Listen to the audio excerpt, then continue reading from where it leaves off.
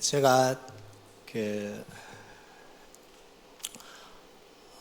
교회마다 다니는데요. 이렇게 박수를 길게 치는 교회는 여기가 처음인 것 같습니다. 보통 대충 치고 말거든요. 진심이 느껴져서 너무 감사합니다. 37주년 기념일, 교회 생일이죠. 너무너무 축하합니다.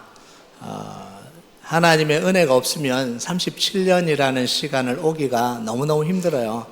37년을 이렇게 왔다라는 건 하나님의 은혜가 여러분의 교회에 가득 차 있다는 겁니다. 아멘 하십니까? 이제 앞으로 달려갈 100년 갑절의 은혜가 우리 교회와 우리 성도님과 우리 최인수 목사님에게 쏟아지길 주님의 이름으로 축복합니다. 우리 최인수 목사님 제가 너무 사랑하고 존경하고요. 그래서 교회를 너무 와보고 싶었습니다. 목회를 너무 잘하셔서. 근데 딱 봐도 은혜가 넘치잖아요. 잘생겼잖아요. 이 정도 아멘은 안 되죠. 잘생겼잖아요. 아멘 안 하면 오늘 밥 없습니다. 강단에 서면 눈이 호강하잖아요. 죄송합니다. 오늘 제가 피로감을 드려서 너무 죄송합니다. 설교가 뭐 육신의 눈으로 보는 거 아니잖아요. 영의 눈을 열고 듣는 설교가 되시길 주님의 이름으로 축복합니다. 제가 달라스에서 이민 목회한 지 한 20년 됐거든요. 만 20년 지났습니다. 목회를 시작할 때 선배 목사님이 저한테 하신 이야기가 있습니다. 오랫동안 목회를 하셨고요. 이민교회를 잘 하시니까 조언을 해주시는 거예요. 그러면서 제가 이제 처음 시작하잖아요. 아무것도 모르고. 그러면서 뭐라고 이야기하냐면, 김 목사, 이민 목회하다가 정상인을 만나면 참 반갑다 이러더라고요. 그 이야기, 이해가 되세요? 목회를 하다가 정상인을 만나면 반갑대요. 야, 깜깜하더라고요. 근데 제가 볼 때는 다 정상인인데, 근데 한 20년 목회하고 나니까 이해가 되더라고요. 정상인이 하나도 없습니다. 근데 여기 보니까 정상인들만 계시네요. 정상인들을 하나님 여기 다 보내시고, 저는 죽도록 고생하라고. 우리 같이 인사하도록 하겠습니다. 정상인이어서 반갑습니다. 옆 사람 보면서요. 우리 크리스찬들은 또 하나 더 해야죠. 인사합니다. 정상이 아니라도 사랑합니다.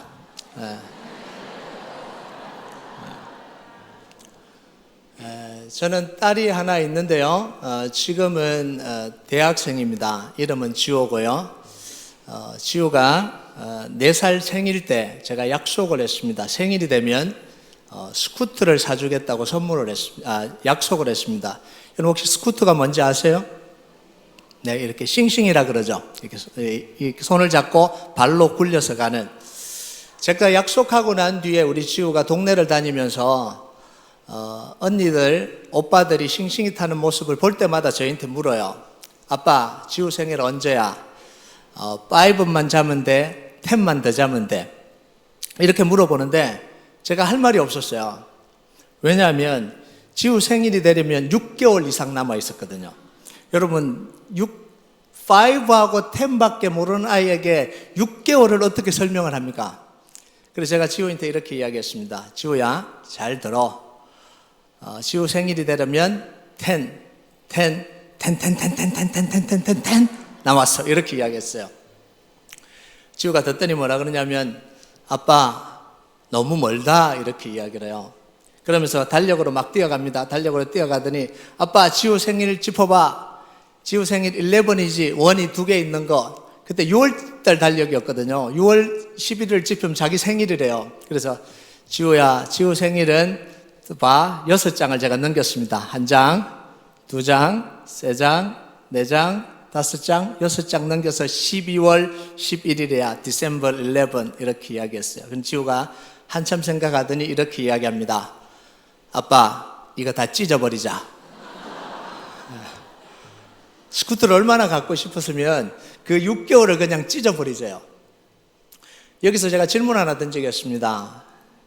우리 지우가 스쿠터를 너무 갖고 싶기 때문에 이 스쿠트를 가지는 게 지우의 인생의 비전이 될 수 있을까요? 당연히 안 되죠. 그게 어떻게 비전이 되겠어요? 근데 한번 보세요. 왜 비전이 안 되겠어요? 지우가 너무 어렸어요? 원하는 게 너무 작았어요? 가지고 싶은 게 너무 유치했어요? 왜 비전이 안 되냐면 그 목표와 바람이 하나님으로부터 오지 않았기 때문에 그렇습니다. 크고 작은 문제가 아니라 그 목표와 바람이 누구로부터 나왔냐, 이게 다르다는 거예요. 여러분 한번 보십시오. 우리가 일반적으로 비전을 생각할 때 좋은 학교를 가고 의사가 되고 박사가 되고 높은 자리에 오르고 사업에 크게 성공하고, 이거 다 비전이라고 생각을 하잖아요. 심지어 교회가 부흥하고 성장하는 것, 이거 비전이라고 생각하잖아요. 이게 우리의 비전이 될 수 있을까요? 보통 사람들은 이걸 비전이라고 생각을 합니다. 왜냐하면 이걸 생각할 때마다 너무 이루고 싶고 가슴이 뛰고 대단하고 땀을 흘려서 어려운 것들을 해내야 되니까 그게 비전이라고 생각을 해요. 그런데 한번 보세요. 나이가 더 많아졌고 원하는 것이 더 커졌고 이루고 싶은 목표가 더 커졌을 뿐 우리 지우가 스쿠트를 원하는 것과 뭐가 다르냐라는 거예요. 나이가 많아지면 비전이 되는 거예요? 원하는 게 더 커지면 비전이 되는 겁니까? 대단한 걸 이루면 그게 비전이 될 수 있냐라는 거죠. 여러분, 비전은요, 크다고 비전이 아니에요. 좋은 것이라고 비전이 아닙니다. 이루기 어렵다고 비전이 아니에요. 다른 사람이 선망의 대상으로 바라보는 그 직업이나 그 목표를 이뤘다고 그게 비전이 될 수 있는 게 아닙니다. 그럼 비전은 뭐냐? 우리를 창조하시고 우리를 향한 계획을 가지고 계신 그 하나님, 창조주 하나님, 그분 자체가 우리의 비전입니다. 아멘 하십니까? 그분에게 우리의 창조주로서의 자리를 내어드리고 우리 인생의 왕의 자리를 내어드리고 우리 인생의 주인의 자리를 내어드리는 게 우리의 비전의 시작이고 비전의 끝이어야 됩니다.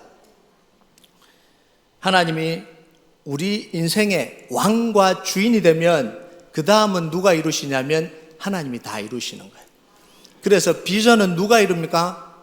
하나님이 이루시는 거예요. 왜냐하면 하나님으로부터 왔기 때문에. 내가 꿈꾸는, 내가 하고 싶은 건 인생의 목표는 될 수가 있는데 비전은 아니죠. 그건 누가 이루어야 돼요? 내가 이루어야 되는 거죠. 자, 오늘 본문 19절에서 24절에 보면 하나님이 이스라엘 백성들 다 무너진 이스라엘 백성들을 회복시킬 비전, 이 그림을 그리고 있습니다.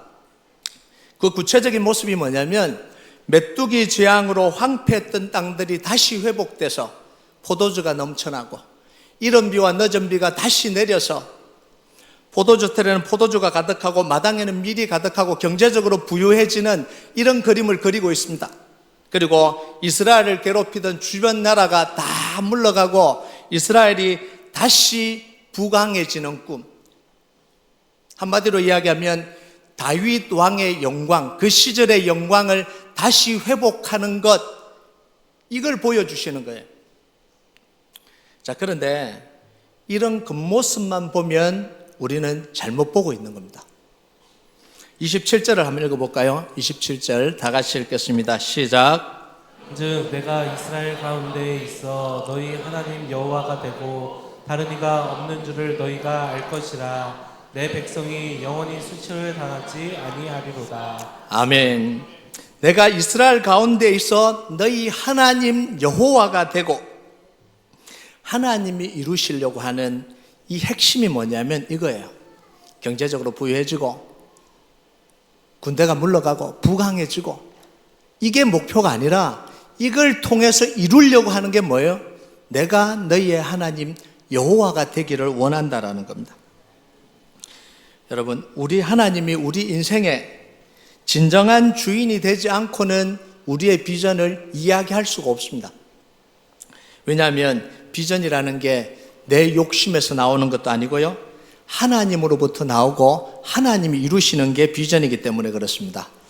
여러분, 오늘 본문 18절 한번 읽어볼까요? 18절 같이 읽겠습니다. 시작. 그때에 여호와께서 자기 땅을 극진히 사랑하시어 그의 백성을 불쌍히 여기실 것이라.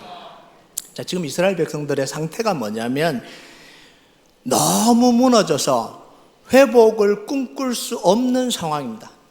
어떤 상황이냐 하면 아합과 이세벨의 딸이 누구냐면 아달랴입니다.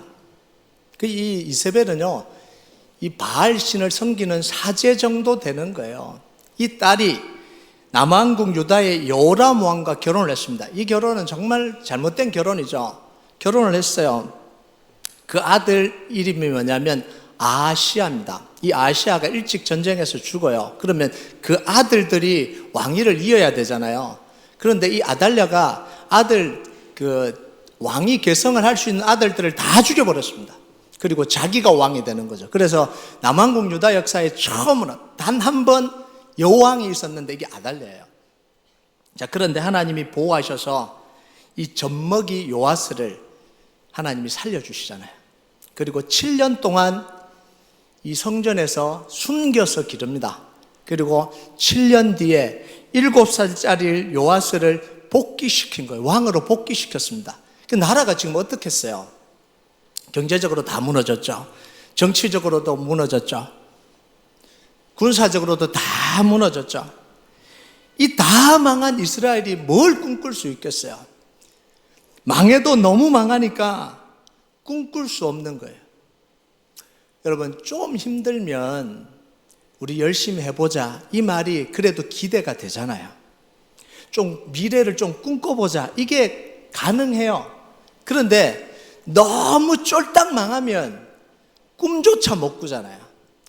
꿈을 꾸는 게 기쁨이 아니고 꿈을 꾸는 게 고통입니다. 그 생각을 하는 것 자체가 너무 괴로운 거예요.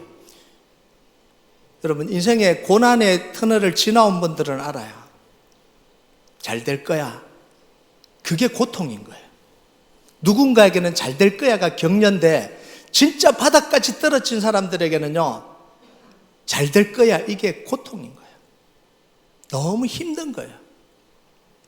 자, 18절에 뭐라고 이야기하냐면 그때에 여호와께서 자기의 땅을 극진히 사랑하시어.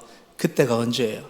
이스라엘이 꿈꿀 수조차 없는 인생의 바닥을 다 칠 때, 꿈꾸는 게, 미래를 생각하는 것 자체가 고통스러울 때, 자기 스스로는 미래조차 생각할 수 없는 그때에 메뚜기 떼들이 나라 전체를 싹 다 갉아먹을 거예요. 여러분, 이 메뚜기 떼가 뭐냐면요, 나라가 완전히 망했다는 이야기입니다. 하나님이 재앙을 내리실 때 뭐부터 내리시냐면 우박을 내리시거든요. 우박만 와도 흉년이에요. 다 꺾어버리잖아요. 근데 그것만은 그래도 감사해요. 이 남아있잖아요. 이 이런 그루터기들이 남아있잖아요. 그런데 메뚜기 떼들이 오면 싹 다 갉아먹어버립니다. 그러니까 끝났다라는 이야기입니다. 그때에 하나님이 이스라엘 백성들을 불쌍히 여기셔서 하나님이 꿈꾸게 하셨다는 거예요. 이스라엘 백성들 스스로 꿈꿀 수조차 없는 그 상황에 하나님이 이스라엘 백성들에게 꿈꾸게 하셨다는 거예요. 여러분, 우리 상황이 아무리 절망적이어도요, 하나님이 우리로 하여금 꿈꾸게 하시면 다시 꿈꿀 수 있습니다. 그래서 우리가 기도가 중요한 거예요. 성전에 나와 엎드려 기도하면서 다 망한 것 같은데, 끝난 것 같은데, 스스로는 꿈꿀 수 없는데 하나님이 그 마음속에 은혜를 주시잖아요. 사랑하는 딸아, 아직도 내가 너희를 사랑한다. 사랑하는 아들아, 아직 끝나지 않았다. 끝났어요. 상황은 다 끝났어요. 그런데 하나님이 들려주시는 그 응답 때문에, 그 말씀 때문에 또 눈물을 머금고 살아가잖아요. 오늘 드림교회, 은혜 드림교회 지나온 이 영상을 보는데 제가 막 눈물이 날 것 같은 거예요. 저도 유학생 교회 15명 아이들 데리고 시작을 했거든요. 20년 했으니까 좀 비슷하신 것 같아요. 우리 최인선 목사님 25년 하셨대요. 야, 정말 대단합니다. 말 안 해도 그게 느껴지는 거예요. 처음부터 끝까지 그게 제 마음속에 야, 하나님이 이렇게 은혜 주셔서 지나왔구나. 이게 느껴지는 거예요. 뭐 돈이 있어서 왔겠습니까? 뭐 다 준비가 돼서 왔겠습니까? 아무것도 없는데 성도님들하고 같이 기도하자. 하나님이 역사하실 걸 믿자. 그러면서 오신 거잖아요. 그게 얼마나 큰 은혜예요. 돈 있고 사람 다 있으면 누가 못해요. 그건 하나님의 은혜가 할 수 없잖아요. 정말 밑바닥 같은, 정말 끝난 것 같은, 아무도 도울 수 없는 것 같은 그 상황에 무릎 꿇고 기도하면서 하나님이 한 걸음 한 걸음 옮겨가 주시는 그 길을 걸어온 그 역사가 얼마나 큰 은혜입니까? 여러분, 여러분의 교회가 그렇게 해서 세워진 교회입니다. 그 은혜 속에 여러분이 있다는 게 너무너무 축복입니다. 네. 앞으로 이제 조심하셔야 됩니다. 여러분의 교회는 조심하셔야 돼요. 왜냐하면 이제는 돈도 있어졌고 사람도 많아졌고 이제는 유명한 교회가 됐잖아요. 은혜를 잃어버리지 않길 주님의 이름으로 축복합니다. 이제는 여러분들이 지금까지는 살라고 발부둥 쳤다면 이제는 가진 교회로서 은혜를 지켜가는 게 그게 너무너무 중요한 시기가 됐습니다. 그래서 여러분들이 이 교회가 존재하는 한 하나님의 은혜가 떠나지 않길 주님의 이름으로 축복합니다.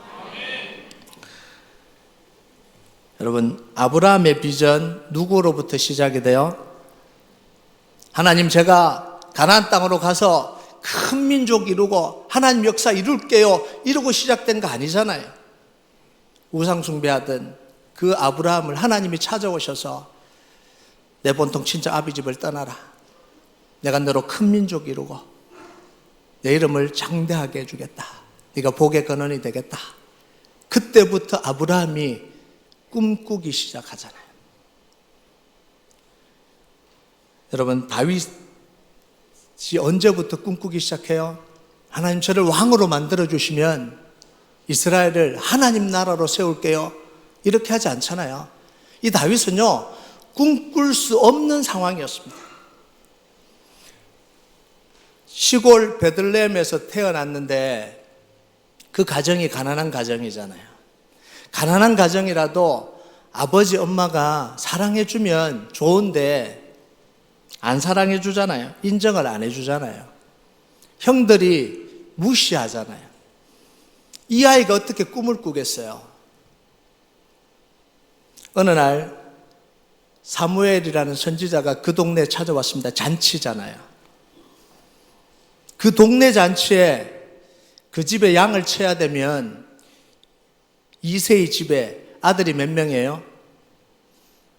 아들 8명. 자, 그러면 다 잔치에 가고 한 명이 양을 쳐야 된다면 여러분은 8형제 중에 부모라면 몇 번째를 보내겠습니까? 몇 번째 보내야 되죠? 첫 번째 안 보냅니다. 장남은 안 보내죠. 막내 보내나요? 막내는 안 보내요. 꼭 끝에서 한 2번째나 3번째. 근데 누구 보냈어요? 막내. 이게 있을 수가 없는 일입니다. 있을 수가 없는 일이에요. 그리고 사무엘이 와서 기름 부으려고 딱 보니까 엘리야 딱 부으니까 하나님이 외모를 보지 말라 버렸다 이러잖아요. 그러면서 쭉쭉쭉쭉쭉 내려왔는데 아니라 그러는 거예요. 그래서 사무엘이 이수에게 묻습니다. 더 없냐? 아들이 더 없냐? 아버지가 뭐라 그래요? 아들이 있는데 양치고 있습니다. 이렇게 안 하잖아요. 있긴 있는데 굳이 뭐 부를 필요가 있습니까? 여기서 골라서 기름 부으십시오. 이렇게 이야기한 거예요. 그래서 사무엘이 뭐라 그러냐면 알은 거예요. 안 데려오는 마음이 있다는 걸 아는 거예요. 그래서 뭐라고 이야기하냐면 다윗이 올 때까지 나는 절대로 먹지 않겠다 이렇게 이야기합니다. 다윗이 오니까 하나님이 기름 부어라 그래 기름 붓잖아요. 이 아이에게 무슨 소망이 있었겠어요? 근데 하나님이 기름 부어주시니까 그때부터 꿈꾸기 시작하는 거야. 그 나중에 이 다윗이 시를 쓰잖아요. 시편에 시를 씁니다. 뭐라고 쓰죠? 내 부모는 나를 버렸으나 여호와는 나를 인도하시다. 그 마음의 상처와 그 아픔이 얼마나 크다는 거예요. 그런데 하나님이 그 다윗을 붙들고 이스라엘의 가장 위대한 왕으로 세워가시잖아요. 다윗이 컸습니까? 하나님이 키우시잖아요. 이게 하나님이 주시는 비전이에요. 여러분, 베드로는요, 예수님이 제자를 따르다가 예수님 한번 부인하고 예수님 부활했는데도 불구하고 고기 잡으러 가겠다고 자기의 인생의 목표를 다 잃어버렸잖아요. 너무 자기가 초라하기도 하고 예수님 볼 마음이 이게 민망하기도 하고 예수님 부활하셨는데도 고기 잡으러 갔잖아요. 꿈꿀 수가 없잖아요. 자기는 다시는 나는 제자로 살지 않겠다라고 이야기하잖아요. 그때 누가 찾아와요? 예수님이 그 새벽에 디베라 바닷가로 찾아와서 베드로를 만나잖아요. 그러면서 회복시켜 주잖아요. 그때부터 내 어린 양을 먹이라. 그러니까 베드로가 그때부터 다시 가슴이 뛰기 시작하고 다시 꿈꾸기 시작하면서 예수님의 제자로 살아가게 되잖아요. 여러분, 나로부터 시작된 건 비전이 아니에요. 그게 아무리 크고 아무리 고상하고 아무리 놀라운 일이든 그건 비전이 아니에요. 그건 목표죠. 우리로부터 시작된 꿈은 아무리 거창해도요, 너무 쉽게 무너져 버려요. 그런데 하나님이 주신 것 아무리 작은 거라도 하나님으로부터 왔다면 그 비전은 반드시 이루어집니다. 여러분, 37년 동안 은혜로 지켜오신 하나님, 때마다 시마다 목사님이 기도할 때 마음을 주시고 말씀을 주셔서 지금까지 온 게 은혜 드림교회잖아요. 앞으로는 더 큰 역사가 일어나길 주님의 이름으로 축복합니다. 여러분, 헬렌 켈러는요, 듣지도 못하고 보지도 못하고 말하지도 못했잖아요. 말하자면 이런 표현은 좀 그런데 좀 짐승 같은 아이였다, 이렇게 표현을 해요. 그런데 그 헬렌 켈러를 가르치기 위해서 수많은 교사들이 가정교사로 지원을 했습니다. 하나님의 영광과 비전을 위해서 살겠다고 외쳤던 수많은 교사들이 내가 헬렌 켈러를 가르쳐 보겠다고 왔습니다. 그런데 그 아이의 상태를 보고는 다 떠나버렸어요. 이 정도일 줄은 몰랐다라는 거예요. 내 재능을 이 아이에게 썩히기는 내 재능이 너무 아깝다라는 거예요. 그런데 슬리번 선생님은 그 헬렌의 집에 도착하는 날 아무것도 묻지 않고 아무 말도 하지 않고 그 헬렌 켈러를 꼭 안아줬습니다. 그러면서 수어와 몇 가지 단어를 가르치기 시작했습니다. 어느 날 사랑이라는 단어를 가르쳤습니다. 그러면서 이 슬리번 선생님이 헬렌 켈러에게 물었습니다. 헬렌, 사랑이 뭐야? 그러니까 헬렌이 이렇게 대답합니다. 선생님이 저희 집에 오신 첫날 저를 꼭 안아주시고 그게 사랑이다, 이렇게 표현을 해요. 여러분, 슬리번 선생님은 다 떠나버린 아이, 손잡기도 꺼려하고 보고는 가망 없다고 떠나버린 아이, 그 곁에 왜 머물러 있었을까요? 이게 바로 하나님이 주신 마음 때문에. 하나님이 주신 마음이 있으니까 이 아이의 상태가 어떻든 내가 이 아이를 잘 교육해서 뭔가 작품을 만들어낼 수 있든 없든 그냥 그 아이를 안아주는 거예요. 슬리번 선생님에게는요, 이 아이를 신앙으로 길러서 신앙과 실력을 겸비한 지도자로 길러내겠다, 이런 마음이 없어요. 이 시대에 존경받는 크리스찬을 만들어내겠다, 이런 비전이 없다고요. 이런 꿈이 없는 거예요. 자기 목표가 없는 거예요. 그냥 하나님이 주신 마음을 가지고 하루하루 그 아이를 대해가는 거예요. 그러다가 자기의 선생님의 커리어가 끝나도 괜찮은 거예요. 그런데 이 헬렌 켈러가요, 누구보다도 위대하고 누구보다도 영향력 있는 지도자가 됐잖아요. 여러분, 많은 사람들이 거창한 구호를 외치고 살아갑니다. 대한민국을 그리스도께로, 세계를 복음화합시다. 대단한 구호를 외치고 살아가요. 그런데 하나님의 나라는 거창한 구호를 통해서 이루어지지 않습니다. 아멘 하십니까? 절대로 대단한 구호와 거창한 구호를 통해서 하나님의 나라가 이루어진 적이 없어요. 여러분, 저도 이제 한 20년 정도 목회를 하다 보니까 수많은 성도들을 만났습니다. 왔다가 떠난 성도들도 있고 열심히 하는 성도들도 있고요. 근데 많은 성도들이 와서 뭐라고 이야기하냐면, 목사님, 제 인생에 목사님 같은 분 만난 적이 없습니다. 제 목숨을 걸고 목사님과 동력을 하겠습니다. 그분 지금 남아있을까요? 없을까요? 떠났죠. 목숨 걸겠다는 사람 떠날 때도 목숨 걸고 떠납니다. 네. 뼈를 묻겠다는 분 묻었던 뼈까지 파서 떠납니다. 네. 저는 그래서 뭔가 대단한 포부를 이야기하면 그때부터 제가 도망가요. 무서워요. 뭐 뼈를 묻겠다, 뭐 저걸 하겠다 이러면 이제 그때부터는 힘들겠다 이런 생각이 들어요. 이제 한 10년 목회를 하다 보니까 진짜 교회를 사랑하는 사람은요, 말을 안 하더라고요.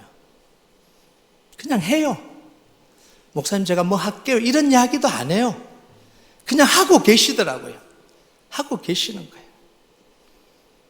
그 모습이 저를 감동을 시키는 거예요. 저도 칭찬 안 해요. 뭐 불러서 막 우리 교회는 앞에 나와서 막 이런 거 안 하거든요.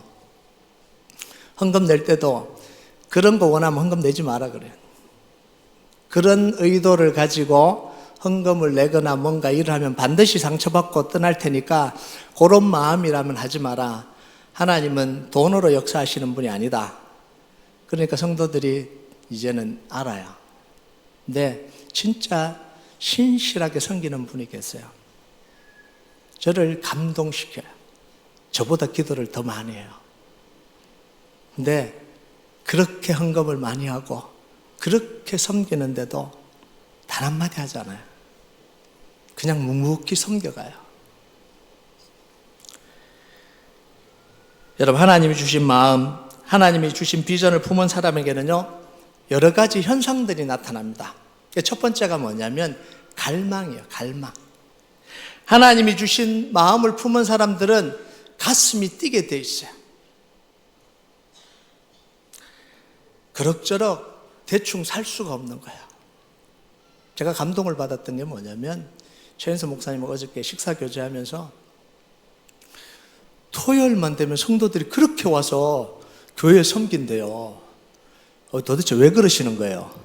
예? 왜 자꾸 그러시냐고요? 목사님이 시켜서 그럽니까? 아멘 했으면 큰일 날 뻔했습니다. 아니잖아요.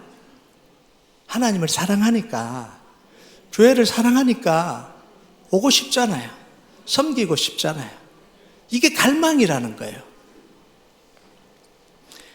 하나님이 주신 그 마음을 생각하면, 내가 받은 은혜를 생각하면 안 할 수가 없는 거예요. 하고 싶은 거예요. 남들이 보든 안 보든 하고 싶은 거예요. 예레미야가 하나님으로부터 이스라엘의 미래에 대한 비전을 받았습니다. 너 이렇게 이스라엘 백성들에게 선포해라.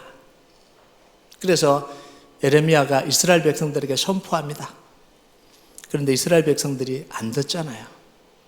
핍박하고 옥에 가둬버리고 죽이려고 그러고. 그도 그럴만 했습니다. 왜냐하면 내용 자체가 뭐냐면 바벨론의 포로로 끌려가라 이렇게 했거든요. 그러면 회복시켜 줄 것이다 이렇게 이야기했다고요.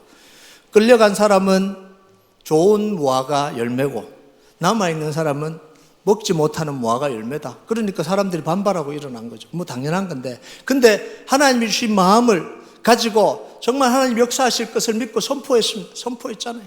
그런데 백성들이 하나도 안 들어요. 박해하고 죽이려고 그러고 욕하고. 그래서 예레미야가 하나님께 했던 이야기가 있습니다. 에레미야 20장 9절 같이 한번 읽어보겠습니다. 시작. 내가 다시는 여호와를 선포하지 아니하며 그의 이름으로 말하지 아니하리라 하면 나의 마음이 불붙는 것 같아서 골수에 사무치니 답답하여 견딜 수 없나이다. 아멘. 이게 뭐냐면 하나님이 제 마음속에 저에게 메시지를 주셔서 선포했는데 아무도 안 들어요. 핍박합니다. 옥에 가둬버립니다. 아무도 안 듣는데 왜 제가 그걸 해야 됩니까? 아무도 그런 마음이 없어요. 왜 나만 하고 핍박받고 아파야 됩니까? 나도 안 합니다. 이제 나도 안 할 겁니다. 왜 나 혼자 이거 다 해야 됩니까? 나도 절대로 안 할 겁니다. 그랬더니 뭐라고요? 가슴이 불타는 것 같아서. 편할 줄 알았는데, 그렇게 이야기하고 나면 편할 줄 알았는데 가슴이 너무너무 답답해서 견딜 수가 없다라는 거예요. 여러분, 신앙생활 하다가 힘드실 때 있잖아요. 여성교회 회장도 하시고 섬기기도 하시고 중직자로도 섬기시고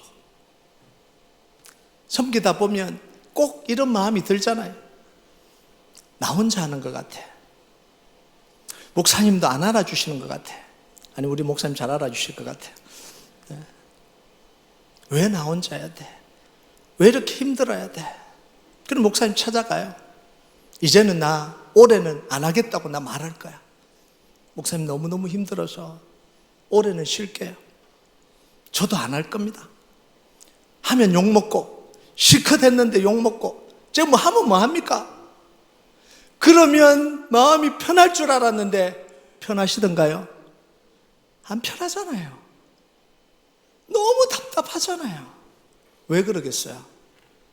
하나님을 사랑하는데, 하나님을 사랑하니까.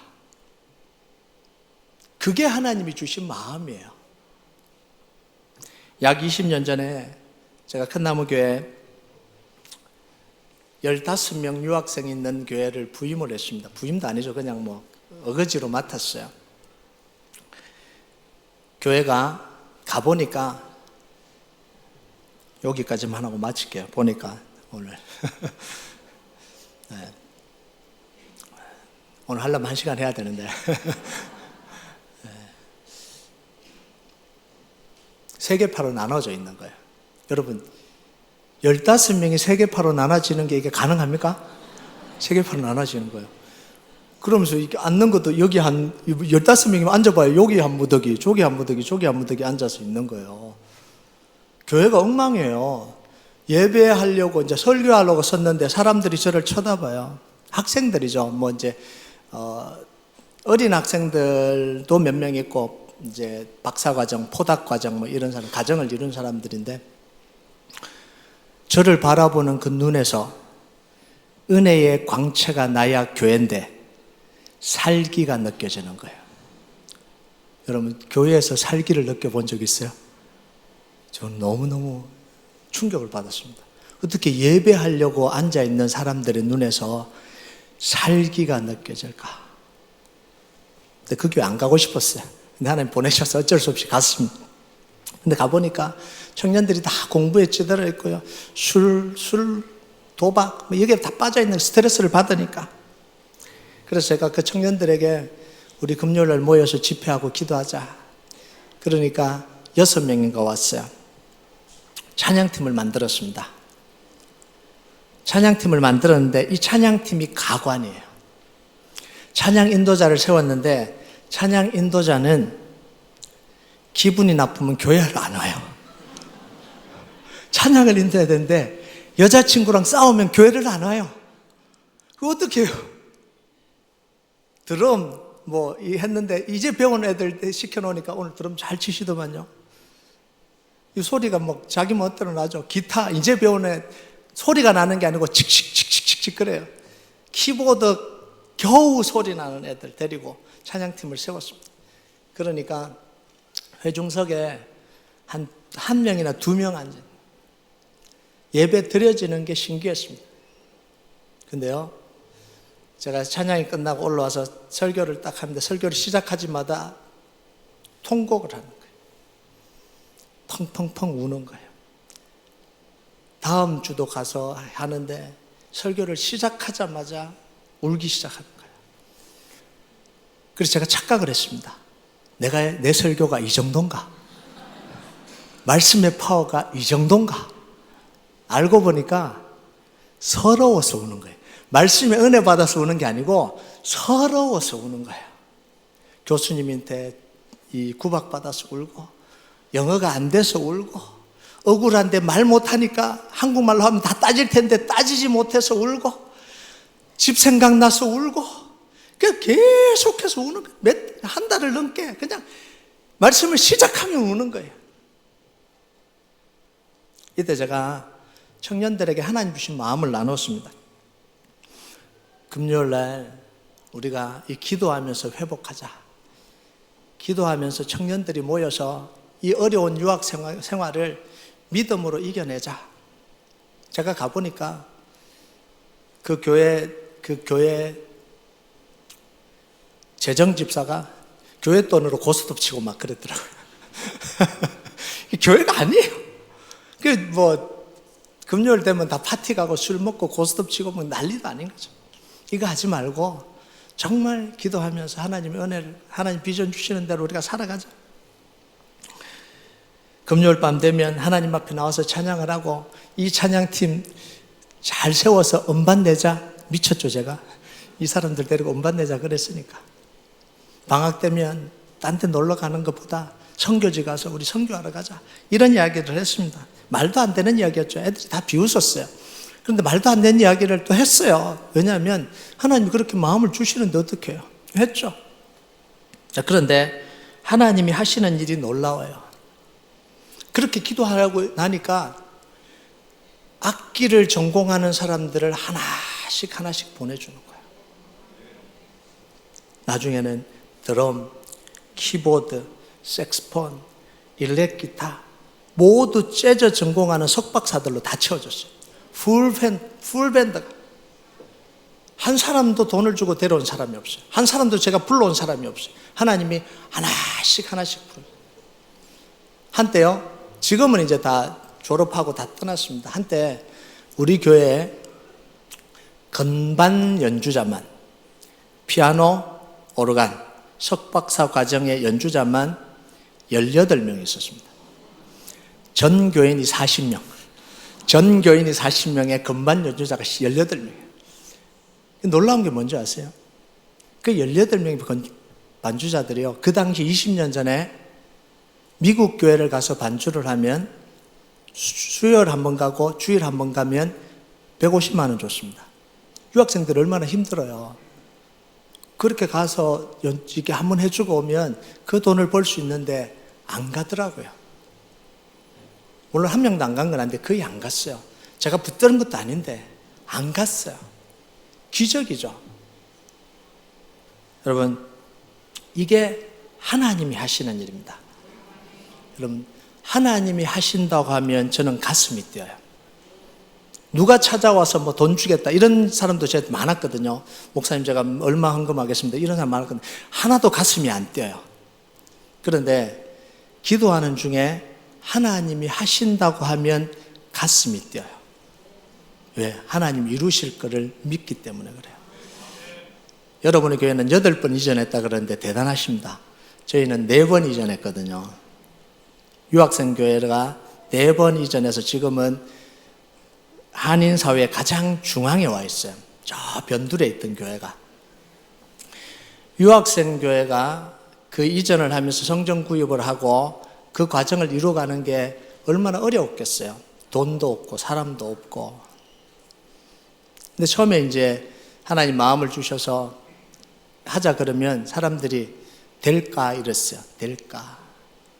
그런데 한 번 이루어지고 2번 이루어지고 3번 이루어지고 4번 이루어지니까 성도들 속에 무슨 DNA가 심겨졌냐면 하나님이 하신다고 하면 믿는 DNA가 심겨졌습니다. 이게 교회의 힘입니다.